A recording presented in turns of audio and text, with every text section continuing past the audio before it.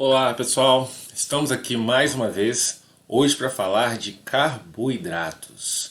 Prosseguindo dentro da nossa bioquímica celular, hoje o nosso foco é falar sobre as nossas principais substâncias usadas como fonte energética, ok? Então vamos pensar nas nossas massas hoje. Focando na imagem de abertura dessa aula de carboidratos, vocês veem aí um pão, um macarrão, uma batata, milho. Pensa nos vários pratos que a gente consegue fazer.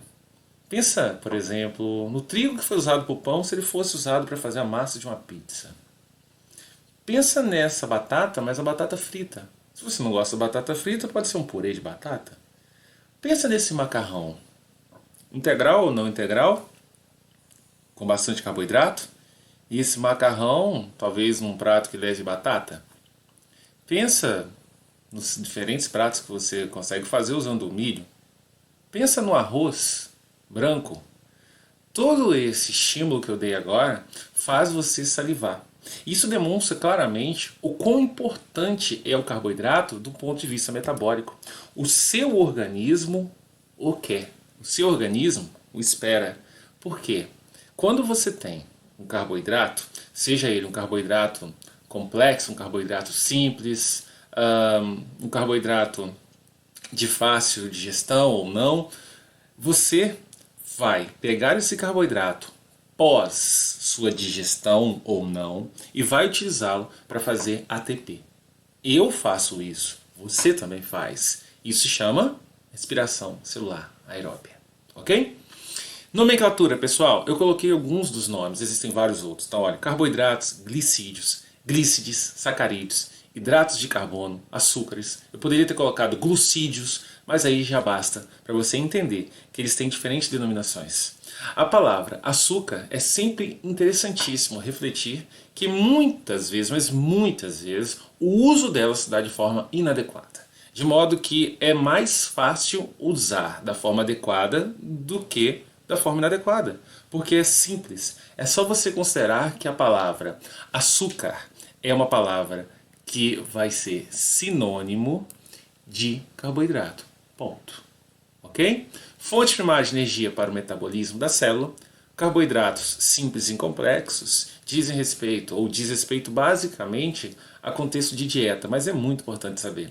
Um carboidrato simples seria um carboidrato composto de substâncias ou partes, unidades menores de carboidrato.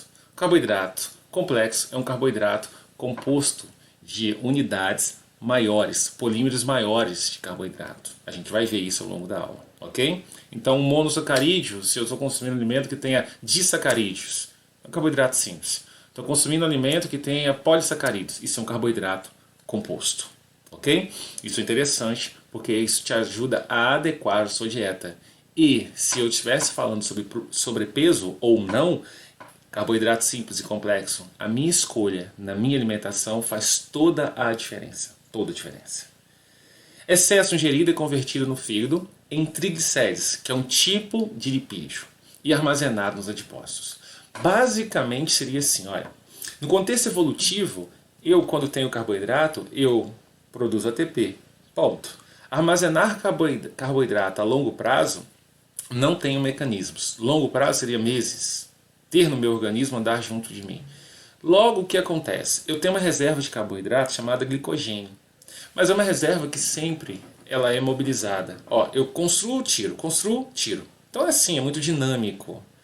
Logo, se eu tenho um excesso e quero reservá-lo para longos períodos, eu o transformo por via hepática em triglicérides e vou guardar dentro das células adiposas, adipócitos.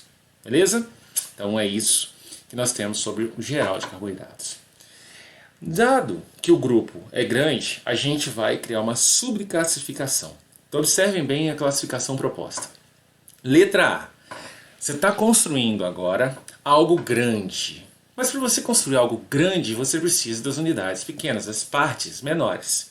Então, a letra A, você vai estudar os monossacarídeos. O que é isso? É a unidade, é o básico, é o mínimo.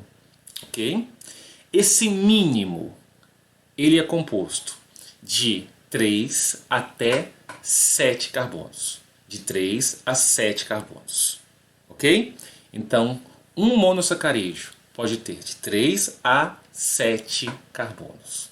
Basicamente, a característica que vai uniformizar esses caras seria realmente o sabor doce. Questão de cor, ser cristalino também interessante, é solúvel em água e insolúvel em solventes orgânicos, como por exemplo a sacarose que nós temos em casa. Embora não seja um monossacarídeo, a gente poderia já observar que ela é solúvel, e é um disacarídeo. O monossacarídeo também é solúvel. Beleza? Então vamos aos monossacarídeos. De novo, de 3 a 7 carbonos. Então observa só. O nome do monossacarídeo é dado baseado no número de carbonos mais a terminação -ose. Então olha só. Se tiver 3 carbonos, eu vou chamar de triose. Beleza? Se tiver 4, eu vou chamar de tetrose. Se tiver 5, eu chamo de pentose. Se tiver 6, eu chamo de hexose. Se tiver 7, eu chamo de heptose. Aí você fala assim, Charles, eu preciso saber todos esses? Não, vou marcar para você aquele que você tem que dar aquela decorada básica no primeiro momento. Esse e esse. Pentose e hexose você tem que decorar. Por que, Charles? Simples. Olha aí. Lembrou alguma coisa pelos nomes? Olha a pentose da sua esquerda. Desoxirribose. Lembrou? Esse é o carboidrato, o açúcar do nosso DNA. Olha o carboidrato da sua direita. Essa é a ribose. Esse é o açúcar, o carboidrato do nosso RNA. Qual a diferença entre eles? Olha o carbono 2 marcado em vermelho. Aliás, a marcação está no hidrogênio ou no H. O carbono 2 da desoxirribose está ligado a um hidrogênio. O carbono 2 da ribose está ligado a um hidroxilo. Essa é a diferença. Então, pentose você precisa decorar. E você precisa decorar também algo que é meio que arroz com feijão, que são as nossas hexoses. As hexoses, as 3 exemplificadas, têm fórmula C6H12O6. Mas vocês veem que a organização dos átomos é diferente. Por isso que você forma estruturas finais diferentes. Ok? Daí você vai decorar glicose, galactose e frutose. Então, o monossacarídeo com 6 carbonos. Glicose, frutose, galactose. Os 3 têm a fórmula C6H12O6. E a função deles? Função energética. Estão ligados à função energética propriamente dita. Por isso, o resumo da obra que você tem que saber sobre monossacarídeos está aqui. Primeiro, a ribose se chama ribose e é um açúcar com 5 carbonos do grupo dos monossacarídeos. Função estrutural, forma o seu RNA. Se é desoxirribose, de novo, tem 5 carbonos e está no meu RNA, meu DNA. RNA, ribose, DNA, desoxirribose. Passei para as hexoses, ó. 6 carbonos, 6 carbonos, 6 carbonos. Glicose, frutose e galactose. Função energética. Então, essa é a parte dos monossacarídeos. Então, eu já tenho 5 coisas relevantes para decorar. Ribose, desoxirribose, glicose, frutose, galactose. Nomes. Ok?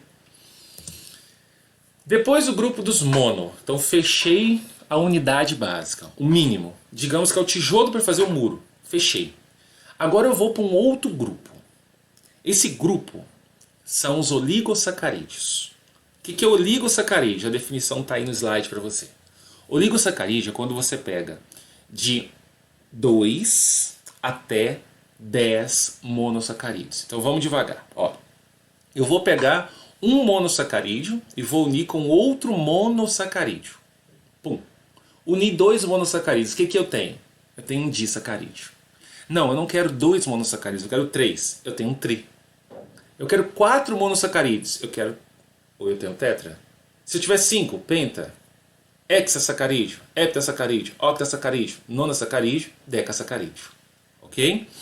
Então o grupo é oligosacarídeos, mas olha o destaque. Os disacarídeos são mais usuais em provas, em livros didáticos. E os octasacarídeos, Charles? Você vai estudar isso um dia, talvez, no seu curso superior, para educação básica, Enem, provas vestibulares como um todo, pode ficar despreocupado, tranquilo.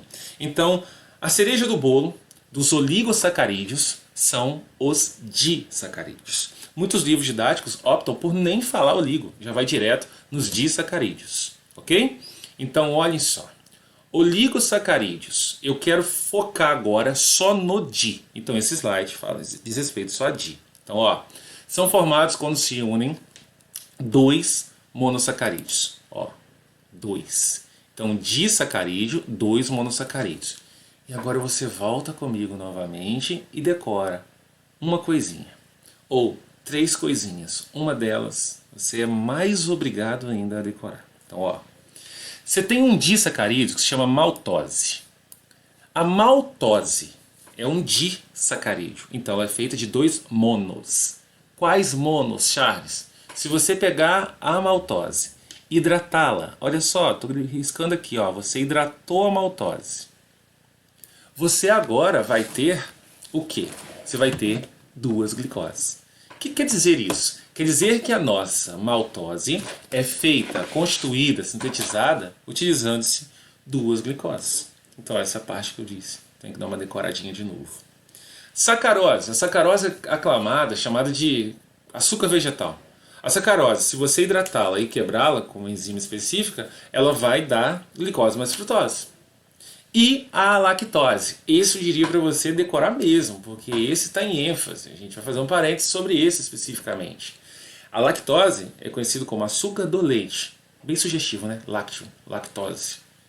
Ela é composta de uma glicose mais uma galactose. Ó, glicose mais galactose. E coloquei um quarto aqui só para curiosidade, trealose. A trealose, ele é um sacarídeo encontrado na hemolinfa. O que é hemolinfa, Charles? Hemolinfa é o líquido circulante dos insetos. Algumas pessoas erroneamente chamam hemolinfa de sangue, não é sangue, tá? Hemolinfa é hemolinfa. Seria, talvez, até certo ponto, análogo ao sangue, tá? Analogia, lá daquelas funções da nossa evolução orgânica. Beleza? E mais um exemplo, ó, mas a gente não vai nem usar. Monossacarídeo, se eu unir mais um outro, eu tenho o que agora? Trissacarídeo. Um exemplo, olha, rafinose. A rafinose é feita de 3 monossacarídeos. Quais são? Glicose, frutose e galactose. Então, galera, poderia ter colocado um exemplo agora de um tetrassacarídeo, de um pentassacarídeo, mas isso é muito irrelevante. É melhor a gente focar onde realmente é necessário pra caramba. Ok? Como é que se dá essa síntese? Olha a síntese de curiosidade para vocês. Aqui você tem uma glicose, ó. Uma glicose. Aqui você tem o carbono da glicose, ó. Aqui você tem uma outra glicose. E aqui, ó, nessa posição, você tem o carbono dessa outra glicose. Você vai unir esse carbono aqui, que é o carbono 1 dessa glicose, ao grupo hidroxila, que deixa de existir, tá vendo? Deixou de existir porque perdeu hidrogênio, ao carbono 4. E aí você forma uma ligação entre o carbono 1 e o carbono 4. Quando você ligar o carbono 1 ao carbono 4 de uma glicose ao carbono de outra glicose, você acabou de formar uma substância que tem 2 glicoses. 2 glicoses é um disacarídeo. E esse disacarídeo chama-se maltose. Ok? Isso é um exemplo de como isso acontece realmente na prática. E aí vocês têm a estrutura das 2 glicoses. Beleza? E aqui, galera, mostrando a vocês as diferentes ligações entre os carbonos que vão formar as diferentes substâncias. Nesse caso, as 3 substâncias. Olha só. Ligação alfa entre o carbono 1 e o carbono 4. Maltose. No slide anterior eu mostrei isso. Olha que diferente. Glicose, carbono 1 da glicose, ligando ao carbono 2 da frutose. Ligação alfa, 1, 2. Galactose, você vai ter... lactose. Você vai ter a galactose mais a glicose. Ok? Carbono 1 da galactose está ligado ao carbono 4 da nossa glicose. E formou o açúcar do leite. Beleza? Revisão. Então, de novo, todo o trabalho que nós tivemos agora foi para decorar que a maltose é composta de 2 glicoses. Depois, sacarose é composto de glicose e frutose. O que é isso, Charles? É o açúcar vegetal, assim que nós remetemos a ele. E o terceiro e último, e que nós vamos focar agora, uma glicose mais uma galactose. Beleza? Além disso, foca nisso, que você tenho certeza já entendeu. Qual é a função dos monossacarídeos do tipo hexoses, que são monossacarídeos de 6 carbono? Função energética. Então olha só para a lactose. A lactose é feita de uma glicose mais uma galactose. Os dois têm 6 carbonos, função energética. Então pensem agora, olha, eu acabei de consumir leite. Consumi leite, mas eu não consigo digerir o leite. Por que eu não consigo digerir? Ah, tem razões. Vamos pensar simplesmente que eu não consiga, sem pensar a razão específica. A glicose e a galactose, elas vão surgir depois que eu consumir esse leite. Se eu, Charles, produzir a enzima lactase, eu vou digerir a lactose e vou depois mandar os carboidratos para as minhas células e vou produzir ATP a partir dele. Mas e se eu não conseguir fazer essa digestão de forma hábil? Aí, pessoal, um artigo que saiu na Nature, se não me falha a memória, ele descreveu o ser humano como um ecossistema, o que é uma descrição bem legal. Porque eu e você somos um meio abiótico. Nós temos um meio físico. Embora sejamos seres orgânicos, temos substâncias inorgânicas. E nós temos toda uma comunidade, uma microbiota extremamente extensa. Então você é um ecossistema e eu também. Você está colocando uma substância que é energética e você não consegue digeri-la. Quem vai digeri-la? Micro-organismos. Quando esses micro-organismos, principalmente bactérias, digerirem isso, vai gerar substâncias tóxicas, vai gerar gases. E isso vai causar problemas. Então olha para a situação normal. Ó, eu consumi lactose. Lactose foi consumida. Normal, eu produzo lactase, degrado a lactose consumida em glicose e galactose. Beleza. Situação normal. Situação anormal. Eu consumi lactose. Eu não consigo produzir a lactase, que é a enzima para digerir a lactose. Ou eu estou produzindo em menor concentração, ou por alguma razão eu produzo, mas ela não está conseguindo interagir com o substrato. Beleza? O que acontece? Isso vai chegar ao meu intestino grosso, a microbiota vai se aproveitar desse açúcar, vai produzir substâncias tóxicas, diversas, e gases. Isso vai causar náuseas, cólicas, dor de barriga, literalmente, vindo a causar diarreia, entre outras coisas diante de um quadro clínico. Ok? Como é que nós chamamos isso? Intolerância à lactose. O quadro de intolerância à lactose, pessoal, ele pode ser resumido de 3 formas. Pode. Ok? Hipolactasia do tipo adulto, que afeta, como vocês estão vendo, 2% dos casos. São casos bem graves, onde o indivíduo realmente não vai conseguir digerir nada, e 40% da população adulta no Brasil. Você vai ter uma oscilação muito grande, isso ao redor do mundo, tendo povos que 70% das pessoas não consegue digerir. Tem povos que só 5%, isso depende. Tem um contexto evolutivo por trás disso que a gente vai tratar na aula de evolução depois. Ok? Tem uma outra que é bem rara, que é intolerância congênita de cunho genético. Já é gestado assim, a criança não consegue sequer consumir o próprio leite materno, tá? Leite da espécie. E intolerância secundária à lactose, que é uma deficiência temporária. Oscila, ó, em determinado momento da minha vida eu não consegui. Isso às vezes está ligado a outros problemas gastrointestinais, ok? Intolerância à lactose é um tópico bem interessante que tem vindo com muita frequência nas provas, porque é algo que sai da teoria e vai para o mundo real, estende ao que é o básico teórico. Bacana? Tudo em paz? Então vamos lá, pessoal. O último grupo é o grupo dos poli. Então, ó, grupo A, monossacarídeos, grupo B, oligosacarídeos. Dentro dos oligosacarídeos, qual o destaque? Disacarídeos. E agora o grupo C, polissacarídeos. Poli, muitos monossacarídeos unidos. Eu vou agora criar uma subclassificação dos polissacarídeos. Primeira subclassificação, homopolissacarídeos. Bem simples. geralmente são só esses que estão nos livros. E geralmente nem se fala que eles são homopolissacarídeos. Então, observem como é simples. Se ele é homo, é porque você pegou um tipo de monossacarídeo apenas e uniu, sei lá, 10 mil deles. Você colocou muitos monossacarídeos, todos do mesmo tipo, e você fez um homopolissacarídeo. Nós estudamos 4, que estão aí: celulose, quitina, glicogênio e amido. Então vamos lá. Celulose, aonde nós encontramos? Quitina, me dá um exemplo, um local onde eu encontro. Glicogênio, onde eu encontro? E o amido? Presente em? Vejam só. Todos os 4 citados são homopolissacarídeos compostos de glicose. Então, as 4 estruturas colocadas são compostas de glicose. Agora, nessa tabelinha, a gente já vê a função. Glicogênio é o açúcar, carboidrato, reserva de animal e fungos.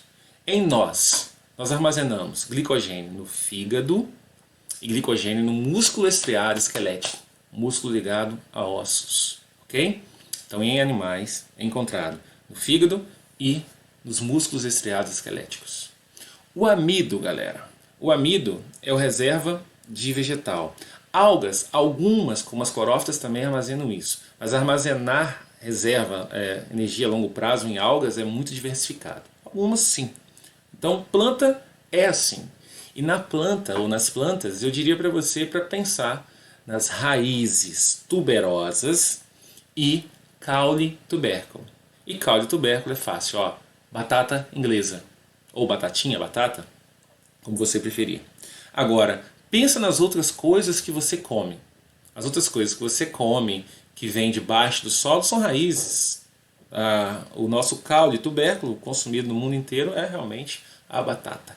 Beleza? Cultura meio que mundial. Esses dois têm claramente a função de energia. Então, quando eu fizer a digestão de glicogênio e de amido, eu estou produzindo glicose e essa glicose vai ser digerida e produzir ATP. Agora, os dois de baixo, celulose e quitina, são estruturais. Então, a celulose, função estrutural, compõe a parede celular das células vegetais e das algas. Ok? E a quitina, parede celular do fungo, rádula dos moluscos, rádulas chamadas de língua quitinosa, presente em moluscos, tipo lesmas, caracóis, caramujos, tem essa língua quitinosa. Exoesqueleto de artrópodes, que é o esqueleto externo de insetos, crustáceos, diplópodas, quilópodas e aracnídeos, ok? E as cerdas de anelídeo, que são estruturas que eles usam para locomoção. Como se fosse uma pata, mas a gente pode falar pata, muito menos pés. Cerdas, beleza? Possuem quitina. Então, olha, esses são polissacarídeos, todos compostos de glicose, que tem função de reserva energética ou função estrutural. Agora, se todos são compostos de glicose, como é que com a mesma estrutura eu vou fazer coisas diferentes? Galera, é como se você tivesse as mesmas peças de quebra-cabeças, mas você pode emendar essas peças de formas distintas. E aí é tudo química orgânica. Então olha só, o amido. O amido é formado por ligação entre carbono 1 e 4, tá vendo? Mas ele tem ramificações. As ramificações entre carbono 1, carbono 1 e carbono 6. Então você forma um amido. O amido que é uma substância de quê? Reserva energética de plantas. Olha outra aqui. Vou pegar a glicose de novo. Ó. Vou unir o carbono 1 ao carbono 4. Ó. Tá vendo? 1, 4. Agora, se eu unir várias e várias glicoses, aí só tem duas, hein? Cuidado. Mas eu vou unir várias, por isso tem um N aqui, ó. N estruturas dessas, várias e várias e várias estruturas dessas. Eu vou ter a celulose. A mesma coisa eu vou ter na quitina. A quitina ainda tem nitrogênio ainda. Mas enfim, eu vou ter ligações diferentes. Mas para eu fazer qualquer uma das 4, eu preciso da mesma peça. Chama-se glicose. Homopolissacarídeos. Ok? Facinho? E depois dos homopolissacarídeos, a gente fecha a teoria com os heteropolissacarídeos. Hétero. Se o homo é composto só de um monossacarídeo, hétero é porque eu vou ter sacarídeos diferentes. Então aí nós temos exemplos, ó, peptídeo glicano, glicosamino glicano, ácido hialurônico e epamina.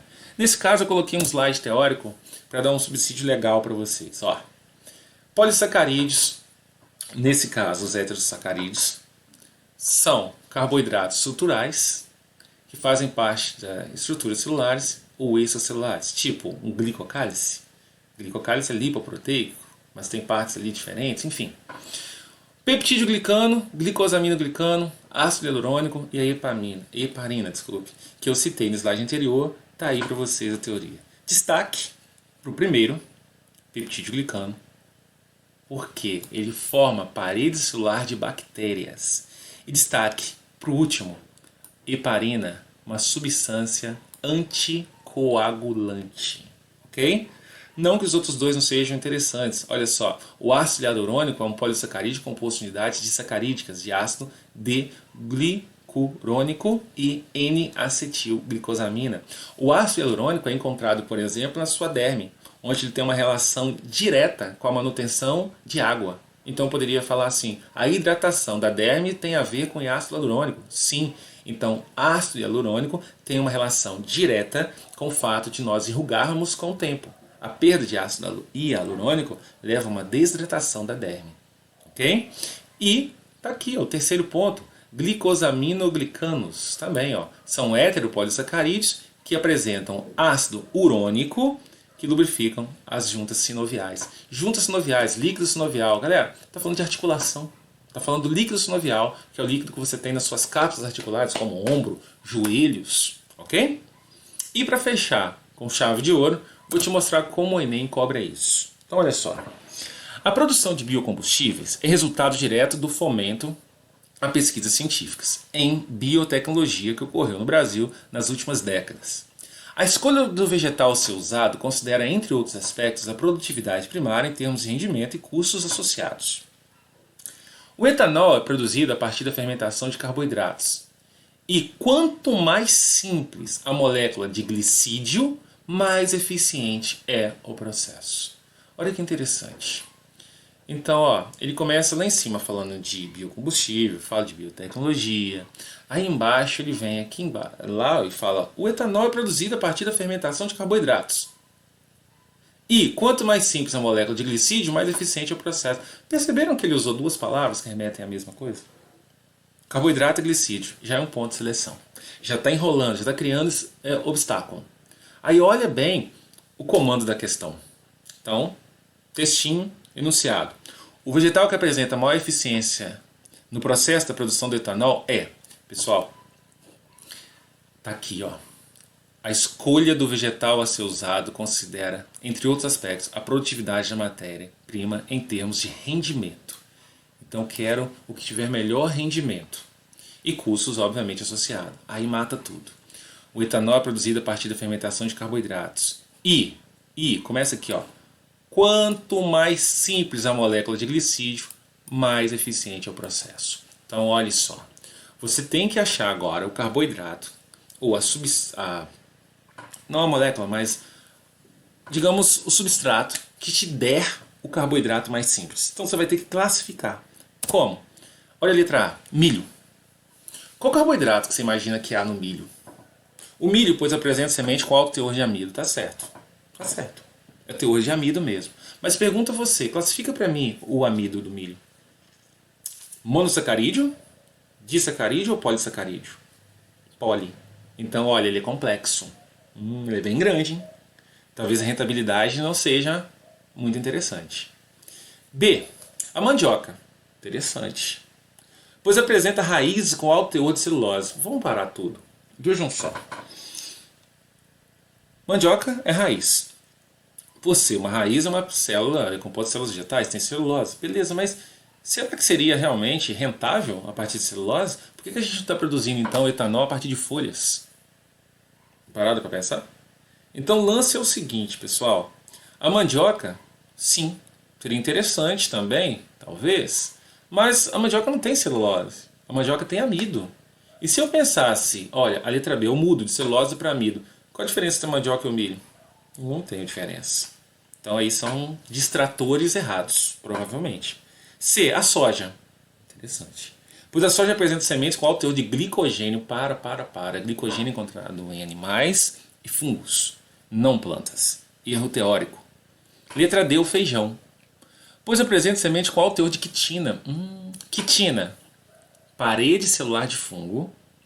Quitina, exoesqueleto de artrópodes. Quitina, rádula de molusco. Quitina, cerdas de nerídeos. Está errado, erro de conceito. Letra E, cana-de-açúcar, pois apresenta colmos com alto teor de açúcar, de sacarose, desculpe. Veja só.